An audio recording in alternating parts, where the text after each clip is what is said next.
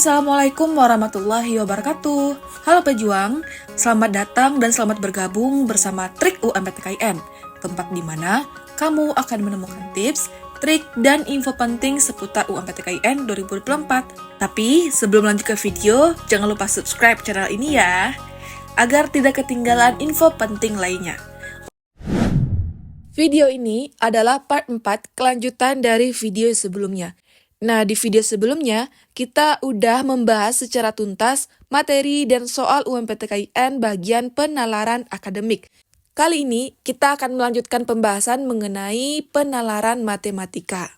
Oke guys, ini dia videonya. Oke, masuk ke pembahasan materi yang pertama. Nah, materi yang pertama adalah operasi pecahan. Pecahan adalah bentuk dari bilangan rasional yang mana merupakan sebuah bilangan yang berbentuk A per B dengan B tidak sama dengan 0. Operasi pecahan ada yang berbentuk penjumlahan dan pengurangan pecahan, pembagian, dan perkalian. Contohnya seperti soal berikut ini. Selanjutnya aturan dalam menyelesaikan soal. Nah, yang pertama, jika dalam operasi hitung terdapat penjumlahan dan pengurangan, maka kerjakan terlebih dahulu operasi hitung sebelah kiri. Aturan yang kedua, jika dalam operasi hitung terdapat perkalian dan pembagian, maka kerjakan terlebih dahulu operasi hitung sebelah kiri. Aturan ketiga, jika dalam operasi hitung terdapat penjumlahan atau pengurangan dan perkalian atau pembagian, maka kerjakan terlebih dahulu perkalian atau pembagian. Dan aturan yang keempat, jika terdapat operasi hitung dalam bentuk tanda kurung, maka kerjakan terlebih dahulu operasi hitung dalam tanda kurung tersebut. Selanjutnya masuk ke dalam materi yang kedua. Nah, materi yang kedua adalah aljabar. Aljabar merupakan cabang ilmu dalam matematika yang mempelajari simbol matematika dan aturan-aturan yang digunakan untuk memanipulasi simbol tersebut. Lalu, apa sih unsur-unsur yang terdapat dalam aljabar? Nah, yang pertama, variabel. Variabel sering disebut juga peubah, yaitu merupakan simbol atau lambang yang mewakili suatu bilangan. Sedang bilangan tersebut belum diketahui nilainya secara jelas. Umumnya, variabel disimbolkan dengan huruf kecil. Contohnya adalah penggunaan variabel X dan Y pada 5X tambah 2Y. Unsur yang kedua adalah suku. Suku adalah nilai yang menyusun suatu bentuk aljabar, baik berwujud variabel atau koefisien maupun konstanta. Contohnya suku 1, suku 2, dan suku 3. Unsur yang ketiga adalah koefisien. Koefisien adalah faktor konstanta dari suatu suku berupa sebuah bilangan yang menempel pada variabel. Misalnya pada 3X, maka 3 adalah koefisiennya.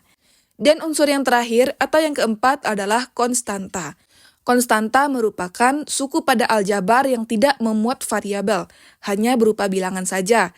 Contohnya pada aljabar 3X tambah 8, maka 8 adalah konstantanya. Selanjutnya masuk ke contoh soal. Nah, contoh soal berikut adalah operasi perkalian aljabar.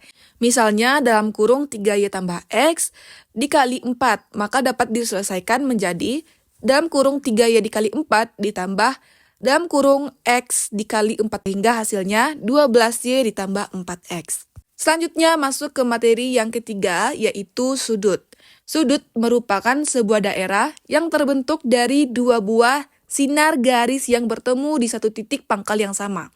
Titik temu dua sinar garis tersebut dinamakan titik vertex. Dalam bahasa matematika, sudut dituliskan atau disimbolkan dengan tanda ini. Misalkan terdapat segitiga siku-siku sama sisi ABC dan siku-siku di B, maka besar masing-masing sudut dari segitiga siku-siku sama sisi ABC dapat dituliskan sebagai berikut. Dan untuk jenis-jenis sudut itu ada sudut lancip, sudut tumpul, sudut siku-siku, sudut lurus, dan sudut refleks.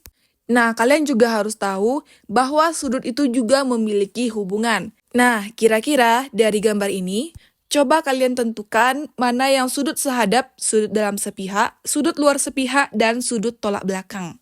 Silakan jawab di komentar ya. Selanjutnya kita masuk ke materi yang keempat, yaitu persamaan garis lurus. Persamaan garis lurus adalah suatu perbandingan antara koordinat Y dan koordinat X dari dua titik yang terletak pada sebuah garis. Sedangkan garis lurus sendiri ialah kumpulan dari titik-titik yang sejajar. Dan garis lurus dapat dinyatakan dalam berbagai bentuk. Nah, di bawah ini adalah beberapa contoh untuk menyatakan persamaan garis lurus. Oke guys, kira-kira sampai sini udah paham belum sama materinya? Kita baru bahas sebagian materi ya, kita belum masuk ke materi yang lainnya, masih banyak guys. Nah, buat kamu yang masih belum paham materi dan butuh materi yang lebih lengkap, pengen nyoba latihan soalnya juga, aku merekomendasikan kamu untuk belajar pakai ebook sukses UMPTKIN 2024 ini. Kenapa buku ini direkomendasikan?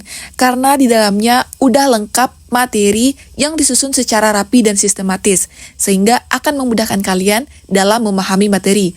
Selain materi yang udah lengkap, kalian juga bakal dapetin ratusan latihan soal dan pembahasan tuntas. Ada paket tryout 1, 2, 3, 4, 5, dan 6 juga. Nah, tryout ini nggak hanya soal, tapi kalian juga bakal dikasih pembahasan dan video pembahasan. Ada juga bonus soal tahun lalu, bonus paket kuis UMPTKIN, bonus soal prediksi UMPTKIN 2024, bonus paket simulasi UMPTKIN 2024, bonus paket ebook vocabulary, bahasa Arab, bahasa Inggris, sinonim, dan antonim. Nah, ini cocok banget buat kamu yang masih kesusahan dan kekurangan dalam kosakata bahasa Inggris, bahasa Arab, sinonim maupun antonim. Selain itu, di dalam e-booknya juga udah ada teknik dalam menjawab soal, bonus video pembahasan soal, bonus games penguatan materi UMPTKIN, dan berbagai bonus e-book lainnya. Selain fasilitas dan bonus yang udah sangat lengkap, e-book ini udah membantu meloloskan banyak calon mahasiswa ke kampus terbaik di Indonesia. Ada yang lolos di kampus terbaik, ada yang lolos di jurusan terbaik, ada yang lolos di pilihan pertama, lolos di lintas jurusan, bahkan dari SMK pun juga bisa lolos UMPTKIN loh. Nggak sampai di situ. Hebatnya lagi, bahkan ada yang lolos cuma dalam seminggu belajar loh.